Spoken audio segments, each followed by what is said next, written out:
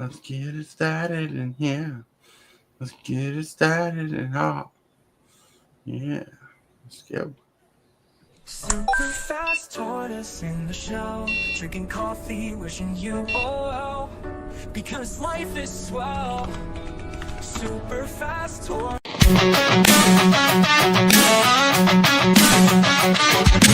Start the morning with coffee in your cup. Time to hang out with friends and chat it up. Bring a smile and good luck. Hit that like button and let's chat it up. Good times start with us, you and me. Good morning, everybody. Good morning, welcome to the morning coffee show. Let's talk from in the shell and share good vibes and good times. Friends and trends have been the senses. Let's get up, it's senseless. Welcome to the morning coffee show, where we bring good vibes and good times. Welcome to the morning coffee show with Super Fast Tortoise. Welcome to the morning coffee show, where we have the flow. Hey, everybody. Going crazy from head to toe. Hey, good morning. Good morning. It is Wednesday. Woo-hoo-hoo. We're creeping up closer to Thanksgiving, my friends. It's time to give thanks for all the magic that we love. I don't know if that's really the case, but as long as you love magic, we're here. We're here. We got Lone Wolf. How you doing, Lone Wolf? I'm doing all right. How about you? Doing pretty good. Pretty good. It looks like it's just us two today. Hillbilly must have not been able to make it back in time to hang out with us. Oh, that's rough. That's rough. But hey, we did it. We're live. We're live. Live from the United States of America. You are watching the Morning Coffee Show in the Show with Super Fast Tortoise and Lone Wolf. Hey. Yep. I hope you guys got your coffee. Yeah. So yesterday I posted up a video, or I did a live of this sweet mail day opening. Got some pretty cool cards. Got a Jackal Hops, and my brain's trying to figure out what kind of deck I should put it in. I got an Armageddon somewhere I could put it in with. I just need to find the Armageddon. Oh, my lord. Means you need to build a land destruction deck. The land destruction. Yeah, I noticed. I didn't highlight it, but in this pack of cards you sent me, there's several cards that destroy lands. Yep, I made sure to include those. Like Icefall. Oh, I'm seriously considering putting Back for More in a deck. I don't know if I asked for that card or if that was one of the surprise cards you sent me. I surprised that one because I wasn't sure, but I knew you like recursion. Yeah, I love recursion. That's right. In my installation, you gave me a foiling Staggering Insight. Now, I honestly don't know if I have a deck for Staggering Insight, but I love the foiling of it. It is very, very. Yeah, that's what I thought. The art and everything on it was pretty cool. Right. Then you sent some really cool stuff. Like Rahab Mastersmith, I do have like a very cool version of that card, like the special treatment. But always a good card. But Reclamation Sage Foil, love it. I love it. That's another one. The foil art on that just looks crazy. And you sent me dragons. Dragons. I couldn't remember if you said you had any of the omens, but I was like, if you do, you do. You don't, you don't. I gave you the set. You did. I probably do have a lot of them, but it's still cool to have them. Because I opened a whole box of Tarkir Dragonstorm. Right. Then you sent me a Bantu's Monument. Ooh, I have a deck that could possibly go in. That's more black. Anything that reduces the cost of your spells, I love those kind of cards. Right. But yeah. And I noticed you sent a turtle formation. Yep. I had to do that for the memes. That's right. That's right. And ironically, I do have this exact copy of a card already, but I'm going to put this in my collection of turtles. Oh, there you go. Yeah. They sent me a bunch of vampires. But the one thing I'm glad I got from you that Hillbilly didn't was Soren Markov. Yep. Soren Markov. I could never find a spot for that card, so all it was doing was sitting. Then the two top cards of the poll are these classic reserve list cards, Jackal Hops and Catastrophe. Yeah, Catastrophe. So good. Well, with them being ward wipes, I know you'd have been all in on those. Oh, I'm always in on board wipes. On board wipes, indeed. So thank you for the cards. I really appreciate them. That was a good trade. I same to love you. it. You know, I appreciated it. Hillbilly says, "What's up?" He's like, "I'm waiting to go home." He says, "Y'all just evil." That's right. We're all just evil. But anyways, my friends, yeah, that was awesome. Yeah, like he sent Sloan sent me two rupture singularities or singularity ruptures, and I already threw one in a deck, and I'm trying to figure out which deck the second one's going into because it's like my new favorite board wipe at the moment. Like that space-time anomaly, I need to fit that in my Chilean deck somewhere. Do you have ways to gain? No, the only issue is, do you have ways to gain life in your 2-lane deck? I don't know. I don't think so. But that's the one thing with that card is if you don't have a decent amount of life, at least like 15, 20 life, that card really does not do much. Well, you say that. Target player mills cards equal to your life total. But Tulane will have a way to constantly get this back. Like if I can take infinite turns, I can infinitely mill. I guess that is true. If you can dodge a wrench, you can dodge a ball. That's funny. Yeah. So I need to figure that out. So cool. So cool, everybody. But with that, we need to start moving on.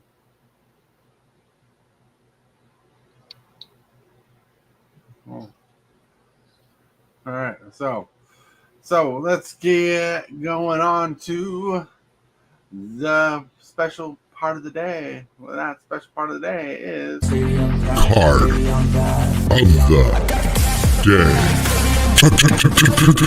day.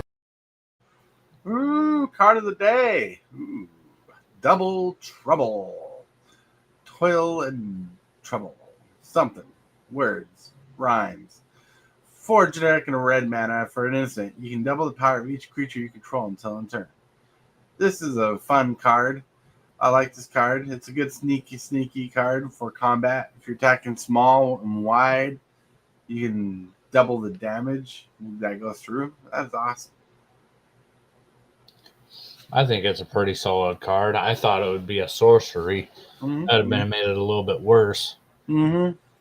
But it's instant. So it's pretty good.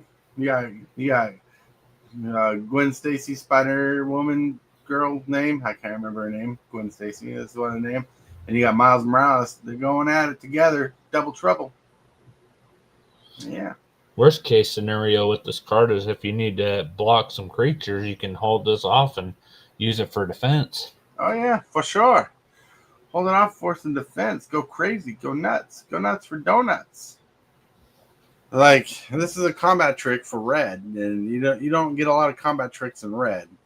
You get a lot of straight damage, and this is kind of straight damage, but this is definitely messes with combat math. Because, if you have a 1-1 that's attacking, someone blocks with a 2-2, then all of a sudden your 1-1's a 2-2 and they're trading. You're changing the game. You're changing the combat math and the strategies. What they always say, math is for blockers. That's right. I have a sticker somewhere that says that I got from Card Kingdom. Yeah. All right, let's move on to the picture of the day. Picture of the day is designed a junk token. Oh, that's neat. Yeah. Out of all the tokens, I had to find a way to fit in a dog for Hillbilly because Hillbilly's a dog guy, a dog person. I was trying to get it was hard to get a Hillbilly that was kind of skinny because Hillbilly's kind of skinny, even though he got the beer belly.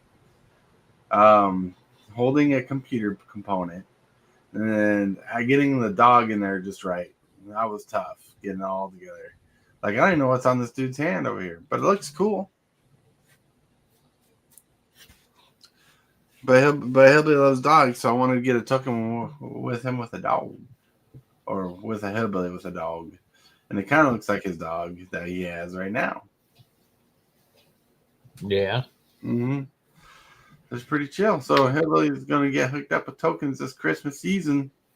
So you can give them away. Give it away now. He's going to go crazy with those tokens. Mm-hmm. Yeah, he will. That's cool. I like it. I had to create my own tap symbol and everything for it, so that was tough. But yeah, that was fun. That took me like 25 prompts to get this particular image set up. I count the prompts because varying on the not the programs, but you got two different styles that you try to mix. I guess I can call them styles. The styles you mix. You got a style that's the main base, and you got the style that's a secondary base, and it tries to put them together. Some of them cost like 5.5 tokens, some cost 1 token, some cost 4 tokens, and then going through all those tokens like 25 times, you just eat up a lot of tokens trying to get the right image. And that's not a complaint to Hillbilly, because I had to do the same thing for my own tokens. I can't imagine how frustrating that is. Yeah, you're like trying to figure out things, and you're always editing the prompt to try to get the right thing in there. Like, it was kind of hard to get that bandana around the dog, because his dog has a bandana around its neck as well. So it's the opposite way, but we'll keep it here. Yeah. Ooh. Then with that, we're gonna move on to. Hello. With that, we're going to move on to the question of the day. The question of the day comes from TCGdude. I meant to play this yesterday, but I totally forgot. Let's try it. Hey all, TCGdude here. My question for the day is, how do you read a magic card? Is there a right or wrong way? A starting place that everyone should use? How do you read a magic card? Well, how do you read a magic card? So when you pick up a card, how do you read that card? Oh, that's... Well, normally you just read it from right to left, but... Well, I think everybody has a different way of reading magic cards. Like, for example, when I read magic cards, I pick up a magic card, and I read the text box first. I'm like reading the text box of the card. Then after I read the text box, I look at the mana cost to see where it fits in the play value. Like, is the mana cost worth the play value, especially with the deck I'm going into? Okay, I understand that just a little bit more. Mm-hmm. You know, some people read a magic card a different way. Like, some people read the name of the card first. Like when Future Sight was a set, and they had the Future Sight borders. I love the left-handed frame that they had, where you could hide the name of the card, but have the mana costs hidden on the side, open for your viewing, so you can have your cards closer in your hand, and you can read the mana costs of those cards. So sometimes frames changes the way you read a card as well. Oh yeah, I know some of those from that set was kind of hard to read. But I'm so used to having the cards with the card name and the mana top at the top, and then like the normal text at the bottom. I'm not used to the mana being on the left side. Mm-hmm. Yeah, like that's what I loved about the mystery boosters too, is they brought back the Future Sight frames. Love them. In fact, James Willis sent me a bunch of Future Sight cards I got in the back. In the back here, and I just love the old frames. Hillbilly says I try to learn English because it takes a lot of English language to read a card. Hillbilly just being funny there. English. I speak English. You got to read English. But yeah. Oh man, my brain. I had a terrible night last night sleeping. So rip and ship talk is the topic of today. Rip and ship. So our friend TCGdude, he wants to do rip and ship on my channel. He wants to get a couple fillers out there. He says he worked out the numbers. He has like 6 seats for a rip and ship, 5 packs a seat. Seats are $33 plus 7 for shipping. So 7, 8, 9, 10, $40 total for a seat. High-low CMC gets a free Tarkir play pack. So you're gonna booster battle these boxes for $40. So basically, and he wants to do this rip and ship, and I'm like, well, let's have a whole conversation. In fact, he wanted to be on the show today, but he has fatherly duties that are getting in the way of him being able to be on the show, and he wanted to talk about it. But I wanted to talk about our thoughts and feelings of rip ships. Do you know what rip and shipping is, Lone Wolf? No, I think I might have seen it a time or two, but I don't think I really don't understand the whole concept of it really. All right, so the concept's kind of mute to me. Like mute because like my brain has a hard time understanding what's the difference between buying a pack from a store and having it right now or having someone open a pack online and sending it to you. But it's a very popular way people like to play Magic on YouTube and Twitch and stuff like that. What people do is they'll buy packs from someone who's selling them on a live show. And what the person will do is they'll take a pack, they'll open the pack and reveal what's in the pack, and they'll set it aside in a secure spot for whoever bought the pack. So say, Lone Wolf, you bought a pack. Say, I open a pack for you of cards, and you see what cards are in there, and they go in a special box that has your name on it, and you fill up that box basically. And once the box is filled out, they ship it to you. It's called ripping and shipping because they're ripping the packs on live and they're shipping it to you. Oh, that's kind of neat. Yeah, we have a friend called Twiddler who does the same thing. Hillbilly's bringing him up. Twiddler's Place. Twiddler's Place does it. Has a blast doing the whole thing. It's a way to make good money. If you're hitting the hot stuff. Yeah, and TCG wants to try it out on my channel. He wants a face channel. So he will get the fillers out there. He wants to do for Tarkir Dragonstorm, which is a good box, a good set to do it with. Edge of Eternities would just be as good, and Final Fantasy would be as good, and people are doing this. In fact, on Facebook, I see people post up little advertisements saying, we're doing rip and ships like this day. Here's what's going on. And, here's the details. And I have good rapport with people for doing shipping, but in this case, I'm not in charge of all that. So it's like TCGdude would have to do all the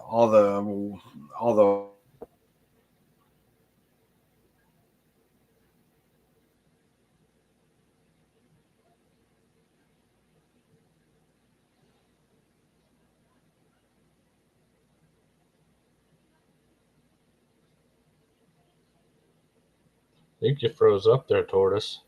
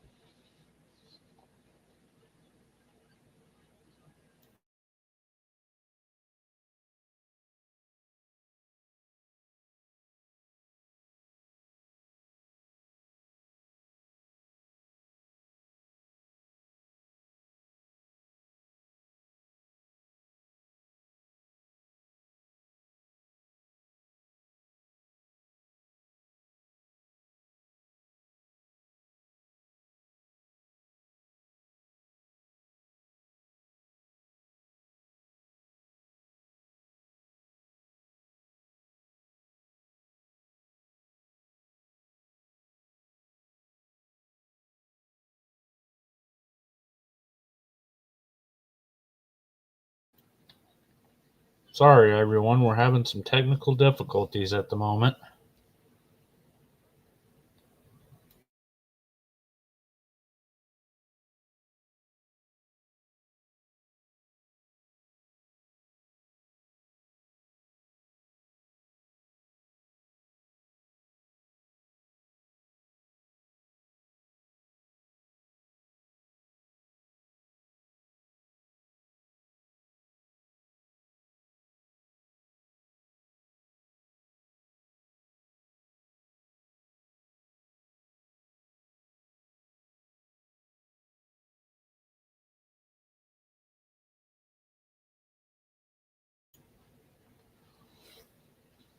I'm doing all right, Hillbilly. Hopefully, you're doing all right. There we go. Hello, TC dude. My internet just womped out for no reason. I don't know what happened. Like, all right. So, anyways, pardon the interruption there. Lone Wolf was doing his best. I heard him talking to chat. Appreciate that. TC dude hopped in. He's chilling. When he's ready, he'll be on talking. So we're talking about the Rippership community, and I think the Rippership community is interesting. Like, I love seeing cards being opened. I've actually won cards off of Rippershippers. Like, one of my favorite tracks is that I had to trade off to get a card from Edge of Eternities or Tarkir Dragonstorm. That's pretty good. Hola, good morning, fellas. Sorry for the delay there. Did you have technical difficulties or something? Yeah, internet womped out for a bit. It said worked out on the chat for some reason, but womped out. Like, it just stopped all around the house. Oh, wow. Yeah. Well, that is the cool thing about StreamYard is that it'll keep the thing hosted for several minutes while you reconnect. Mm-hmm. So we're talking about the Rippership, and we're trying to garner what people may want from the Rippership. And not may want, but like want to understand, want to learn, because Ripper shipping on my channel would be definitely new. It'd have to be something we plan out and advertise.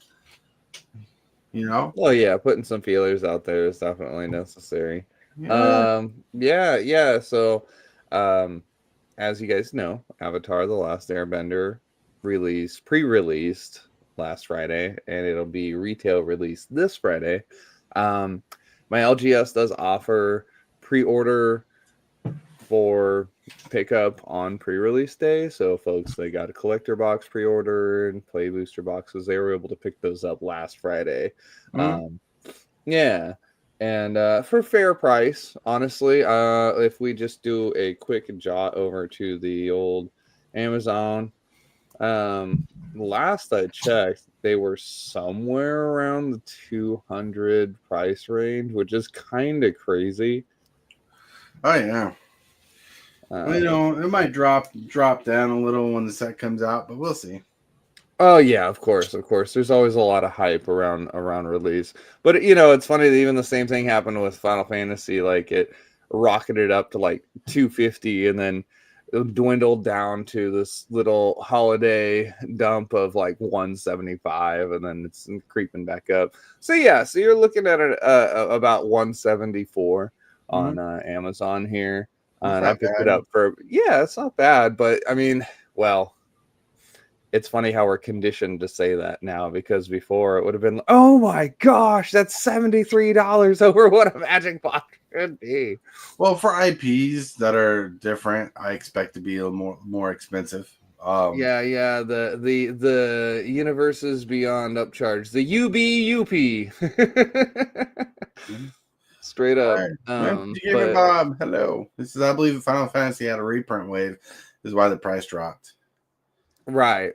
As is such, and it's making it more accessible for folks. So I'm actually really happy to see that price drop. Yeah, it'll inevitably go back up. Just give it a couple of years. Yeah, but in the standard meta, we like to see the cards, and Avatar is such a good set right now. So, like, it's a good set. It's playable. It's draftable. like Spider-Man had some good cards in it, but wasn't well thought out. It wasn't well playable. Like that draft 2 pick 2 thing was weird that they did for it, but people enjoyed it. But like this, like when you look at the set, you realize it's not as draft easy as a regular set. I think that Avatar does look more draft easy and playable as a set, and looks fuller, feels complete compared to Spider-Man. So yeah, it'll probably hold a good price tag for a bit.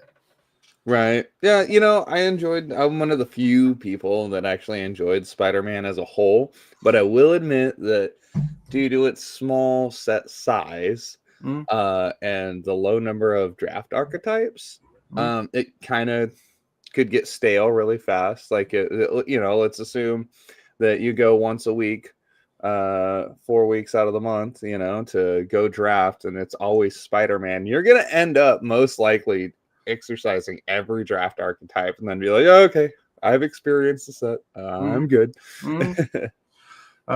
Game Ups, I think there are a couple Final Fantasy reprint waves planned, but that has come at the expense of other sets like Take Care, Bloombrow, etc. Yeah, if that's the case, if they're replacing the reprints for that and over those, that's rough.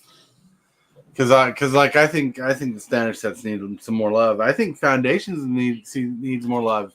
I haven't seen Foundations in stores at all for a while. Yeah, traditional box stores have been gobbled up with Foundations, but Best Buy will carry it though. They have switched a lot of their MTG options to in-store only for pickup, so you can't just like buy them out online. But you will see Foundations bundles, and I actually got some Foundation Jumpstart from there fairly recently.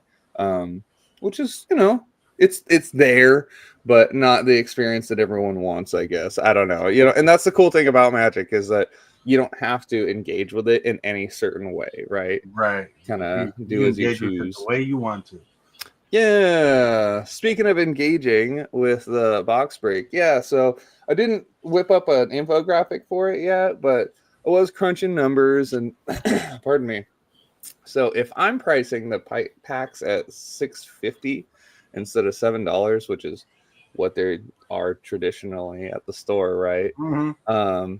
It comes to about $32, $32.50. So I just round up 33, and then the shipping. I'm just gonna go ahead and do a flat 7. That way, an entry into the battle is just a flat 40. Right. Because I'm not gonna nickel and dime over $2. Like, yeah, I'm taking a $2 hit on shipping because it costs $9. I don't know. You shipped stuff recently, so you know that the post office has increased the prices of shipping, which is very crazy. True. I sent tokens off, and it cost me about $10, $12 a pack. Yeah, that's what I'm saying, bro. And I'm all the way in Alaska, so like they'll try to upcharge me if they can. Right. But anywho's, yeah, so it's a sealed play booster box. Got it from my LGS. It's sourced from a trustworthy source. And yeah, I have no like desire to super rush this event, like we'll just kind of take it as it comes. Like today's the 19th. I'm not going to be like, if it doesn't fill by the 30th, then it's off. Right. Right. Like I'm going to give it a couple weeks here because it's going to be, like you said, the first rip and ship on the channel. And yeah, man, I personally, like, if we're talking about the morals of it, or like, if that's something that you want on your channel, I think a good lens to view it through is rip and ships are able to provide access to Magic to folks that otherwise may not have it or easily have it. Like, I think you've mentioned that your LGS Tortoise is like at least 45 minutes or an hour away. It used to be. We have one that's like 5 minutes away now. Oh, well, good. Okay.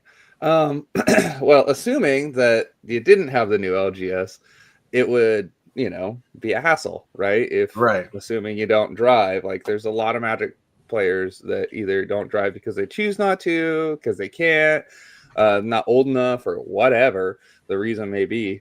It's really inconvenient to have to make a bus trip or to ask a friend or your mom for a ride, Right. Yeah, Oh, yeah. so Rip and Ship does help provide access to folks that otherwise would have difficulty getting to the LGS or to the box store. All right, hold on. All right. Well, in Discord, I just created you a Rip and Ship channel, so if you want to start posting stuff there, you can. Thanks, man. Yeah, I'll be whipping up an infographic for that today, and hopefully we can get the feelers out there. I'll probably have it cross posted, have it in a couple other areas, No, that's and fine. just keep it updated as folks roll in. As far as like super sweet pricing, that's something I was a little stumped on. I've got sealed packs of various sets here, and I figured that Tarkir Dragonstorm would be solid because, well, you got standard playable cards, right? Standard for 3 more years, 2.5 more years, or something around that. Yeah, that's good. Something like that. It gets all jumbled up, man, with how they fixed or air quotes fixed the rotation schedule. Right. Tarkir Dragonstorm was one of my favorite sets of the year, so you know, I'm definitely down with that. And if this Rip and Ship thing's successful, that'd be cool. Like if we can get it successful on the channel, like once a like if you want to do like once a month, once every so on or whatever. If it's successful, that'd be cool to have something planned out like that. Yeah, because like I'm always about more Magic content, and I'm always about supporting the community the way I can. And Rip Ships I never had a problem with. You know, there's certain people who've handled Rip and Ships all weird. But those are just those people.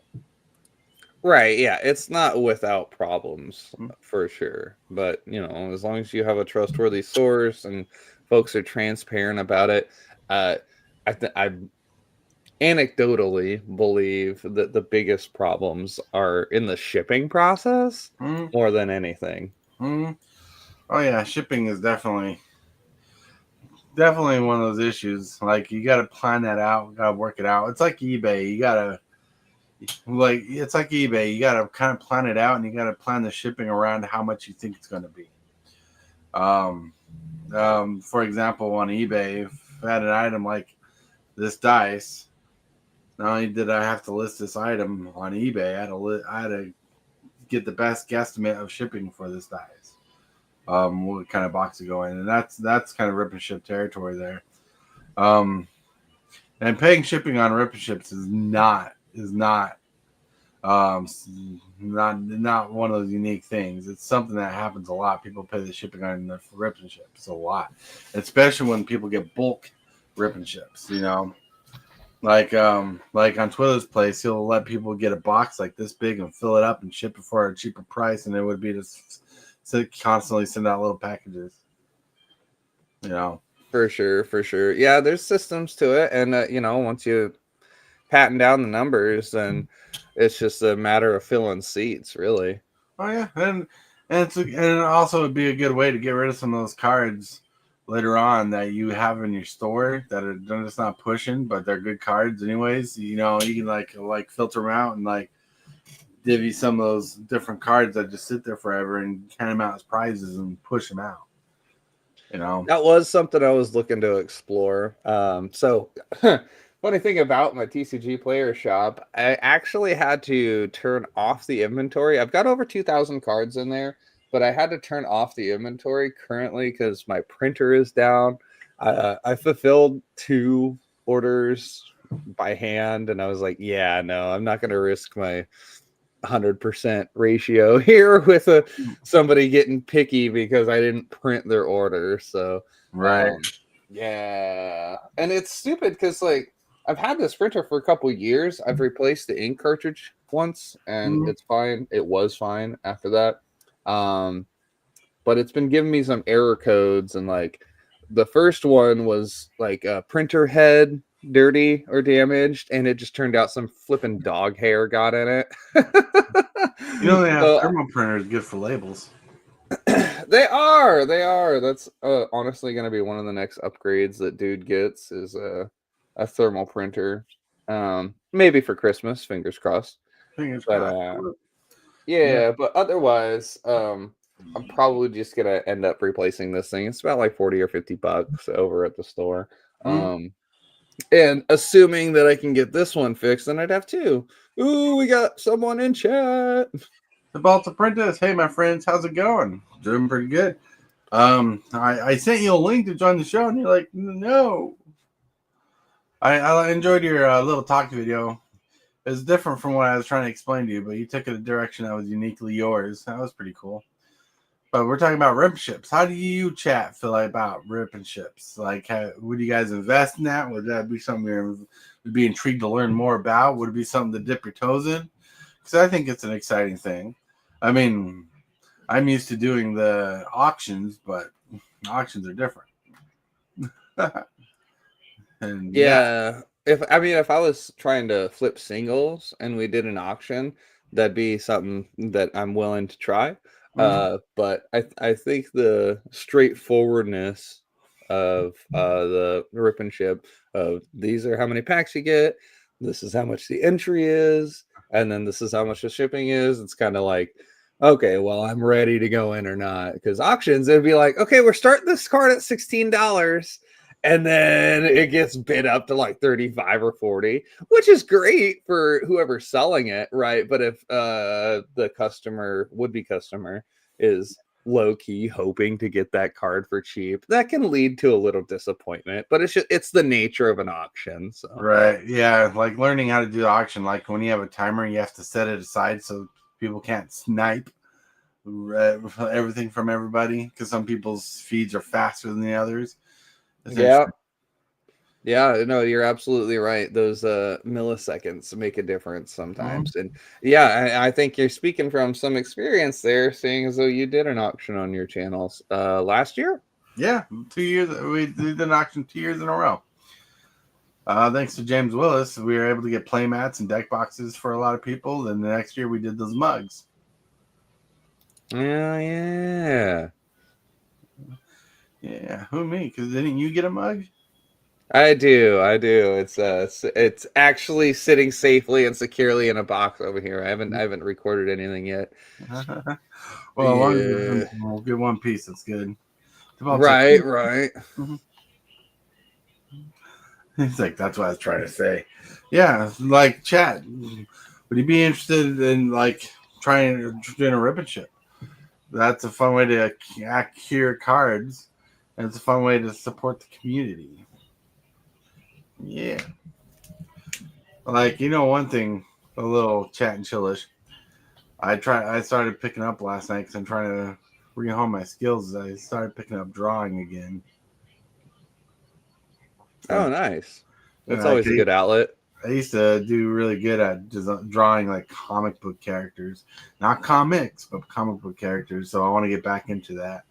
Because like there's a couple frames I want to do for thumbnail frames, and I want some original art on them. Like I love the AI art of what I've been using. I want to get some tortoise art in there to kind of mix the reality of the thumbnail. And I'm trying to get something particular for Commander games. Right. Yeah, that's probably a topic that you could have a whole episode on, is AI thumbnails and the use of it. And like I'm on the side of pardon me, hold on one second. I'm on the side of the fence that time and technology are going to move forward always, right? And if you want to keep up or adapt, you got to learn to accept and use. So I'm okay. I personally am okay with folks using AI art, especially for low pressure work. Like just simply creating a thumbnail for YouTube. That's totally legit. Now,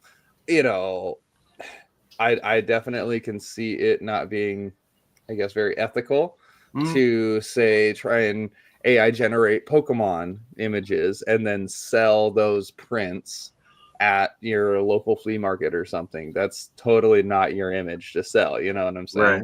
Yeah. Yeah. You're right. But like no, the program I use online is called Night Cafe.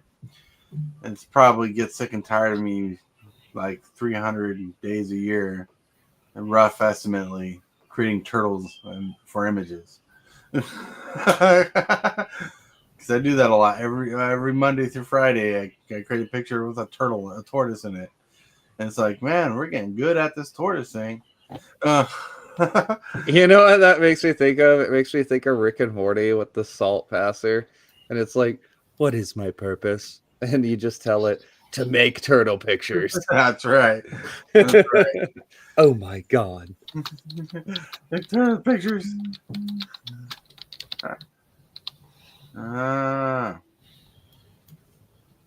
I had a friend that did a show called The Draw Step. He would draw tokens for Magic. Nice. I like that. All right, I gotta head out a little bit early. Oh, well, thanks for having me a part of the show.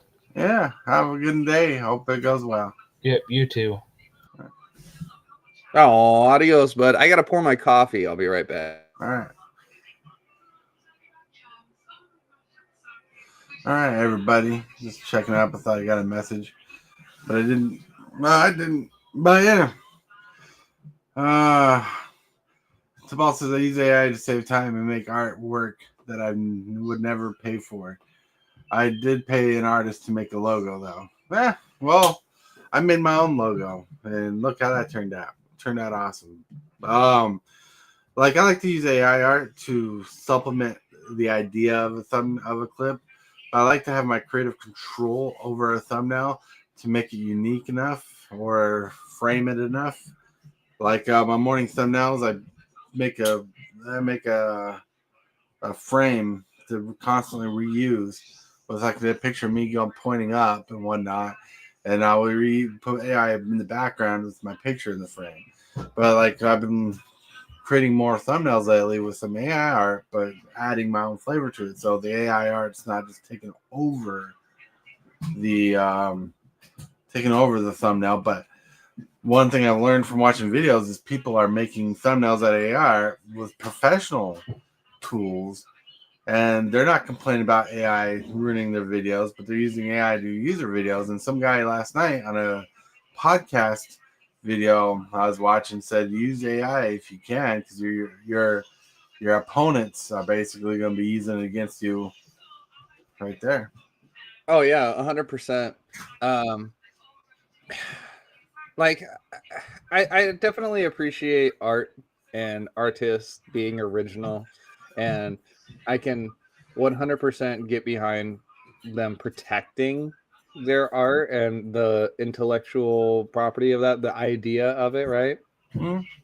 But at a certain point, you know, some line or gray area is reached, right? Because folks can make knockoffs of things and sell them just fine. You know, how many t-shirts have you seen with just word logos of a phrase that you heard people just start saying, but then nobody actually owns it? You never heard somebody, Joe Rogan, say the phrase. You didn't hear it from a kid come home from high school and be like, oh my gosh, they said, like, it's just there. You know what I'm saying? It just showed up one day. Tamal said it's cool making your own, but I hate to see so much hate about AI. Well, see, you know what I think a lot of people hate AI for? Like, people say they're afraid of taking jobs, which I can understand. People charge a lot for for their work, and their time and effort's worth it most times. Not all times, because there's people out there to scam you. We heard about people with Fiverr or whatever it was, that people sometimes get scammed on that program or that website. But what I think a lot of people have an issue with AI art is it equals the money gap filled. The poor people can make better thumbnails nowadays, and they compete with rich people thumbnail who can pay to afford all the cool graphics and stuff. Because some people, like I know for a fact, like bigger channels will pay for certain graphics to use. They'll pay photographers to take certain images of good thumbnails, they'll pay someone else to make the thumbnails, and do really good quality. And AI is basically doing that for free or lower price. Yeah, so you know what I have to say to the virtue signalers out there against AI? Hmm? Where's your support for scribes? Right? Scribes. No, I'm serious, man. Scribing used to be a legitimate, honorable practice that folks were able to do commonly, uncommonly, in private, in public, in a way to preserve history or just to, journal or whatever, right? Or transcribe already existing books. But no, I have read zero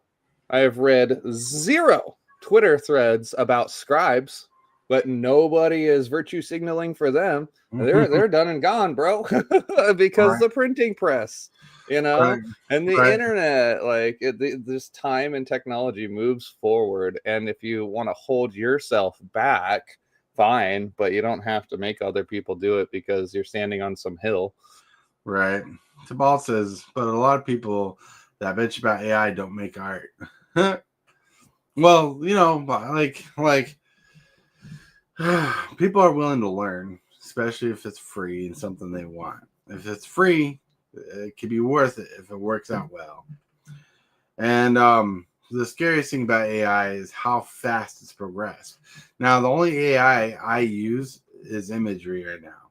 I used to do this AI voice thing, but they started charging for it, and it wasn't worth paying that much for the same thing. And I don't pay for the AI art thing I use right now. But the AI art thing I use right now is really good at what it does, and it does it fast. And the AI is advancing so fast. It's one of the most highly advanced technologies that's advanced so quick in historic rates. From little robots. Oh, Michael Matt Saxton. What? How's it going? Let's get that echo out of here. That's going all right, bro. Yeah, speaking of AI and stuff, I saw a video yesterday talking about how there is a new AI country single that has reached #1 in digital sales, country digital sales, an AI song called Walk My Walk. Oh, I actually saw something about that on Facebook. And I'm like, go figure. Crazy. It is. What's up, man? How you doing today, Saxon? I'm doing okay, and I didn't even plan on joining, clearly, and I joined at the last possible minute, but like my fingers and my brain can't keep up with typing that fast. And I'm not sure that I have anything constructive to even add to the conversation. but like I said, I hate to see the hate that AI. I understand their complaints, and what I was trying to say was I remember feeling the same way watching Disney movies when, for example, like Beauty and the Beast, because I watch all those anyhow. And they did like the ballroom scene where it was all computer generated and stuff like that. And like that felt like it was a bit of a ripoff to me. I'm like, oh man, I came to a Disney movie to see Disney animation. Mm-hmm. So I think that the fact is that when it comes down to it, the hand-drawn art is always going to be better. It's still, you can still see the difference. It's true that the AI art does produce some pretty amazing things. Mm-hmm.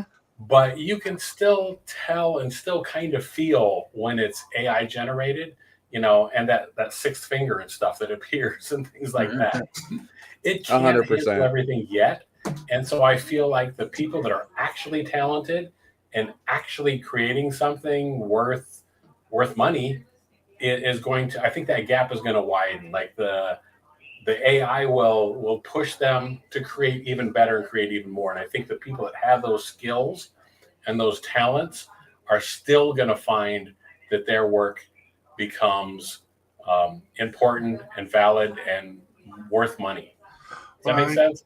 Yeah, I got a hot take, and a lot of people won't agree with me, but I got an explanation. I think AI is going to solve more problems than it's going to cause, because you have big companies like Amazon.com and Walmart wanting to robot up the place and get robots to do the jobs for people. And I think social media is going to be a fallback for people to make their income, and that's going to change the landscape. Now, how completely accurate is that statement? I don't know.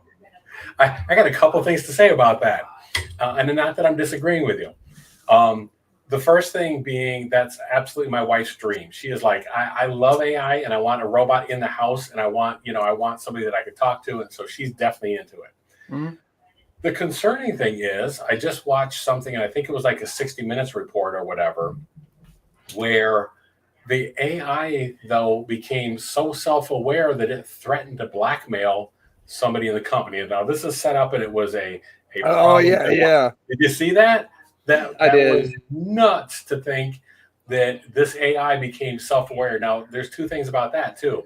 One, that it's just crazy to think that they did this test, they did the email, they put it in there and made it so that, the thing could receive this. But the most disturbing thing about that is the fact that, these AIs learn their behavior from what humans have already done before. Mm-hmm. So it would be a human trait for somebody that's in a position like that to suddenly try to do anything they could to save their job, save their life or whatever, and blackmail. I mean, they learned it from us. So, I mean, it's a case of garbage in, garbage out. So that's like part of the AI too. It's like the robot that they basically downloaded Reddit to, they were saying, and became a psychopath. Exactly. It's just a reflection of us, people. Sorry. That's funny. Well, unfortunately, I do not have the time to hang out today at all. My fault for showing up late. Sorry. It's not a fault that you showed up late. We both did. It's okay. It's just my wife has to work within an hour after we're done. You got a date with me, sir. So yeah. Today we got the whole thing planned. Yeah. Which you can talk about after we get to the particular card. Hit that subscribe button. Become a part of the crew. Too much to take. Show is lit. MTG3, are you game? Rise, creep, rise, building a following as we gain. Spitting fire like a dragon, no one can bring us down. MTG3 in the house, we own this town. Ripping through the beats with a fury. Whoa, all right. Well, my friends, it's time to close the show off and do the shill section. We'll start with the late person, Matt Saxon, where you can show his content. Sorry, I'm not here to show. I'm going to say, go check out TCGdudes store. Yeah. There you go. That's my show. We're the friendly gas stations across the street, man. That's right. If I'm out of soda, they're gonna go to your place for it. Exactly.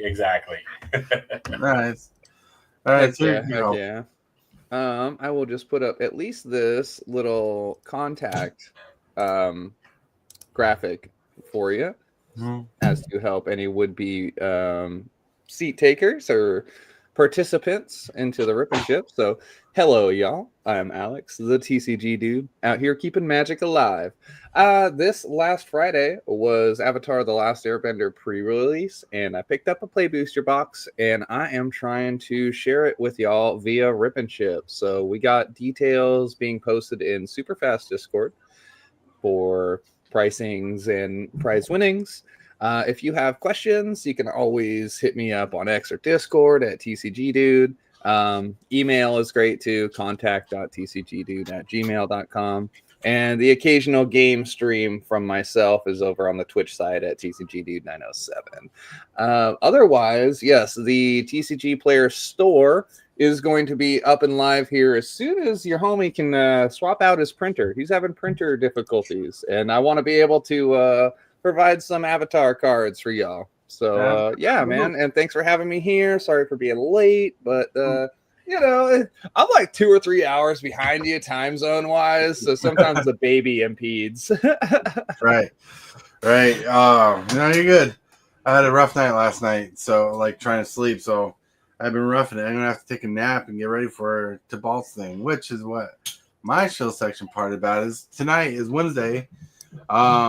me and Tibalt are going to be doing a recording, so we'll see if I get to play video games by 7 o'clock. Probably. But we're going to do a recording on a cool deck, one of my favorite decks that I got to get ready in tandem for. We're going to have a blast doing that. So check that out. So if you haven't subscribed to Matt Saxon's channel down there, his link's in the description and in chat. Same with TCGdudes. If you want to check out any of their details, or the links are in the description, always in the morning show. And yeah, check that out. But with that, one of my friends, I want to say thank you guys for joining the show. TCGdude, Lone Wolf, Michael, Matt Saxon Jones. Boop, boop. I want to thank everybody in chat who's popped in and said hello. Everybody's still watching you rock and roll. I want to remind you that you're loved, that someone's thinking about you. And if you can, say and or do something positive for someone else today, because you might be the change they need today. And with that, I want to thank you channel members for growing the channel. Thank you channel subscribers for growing the channel. And my friends, let's get to that end scene stuff. I want to thank you, channel members of the channel, for supporting this creep the way you do. You are awesome. And you subscribers, everybody that subscribes, you're doing amazing too. Thank you very much for all that you do.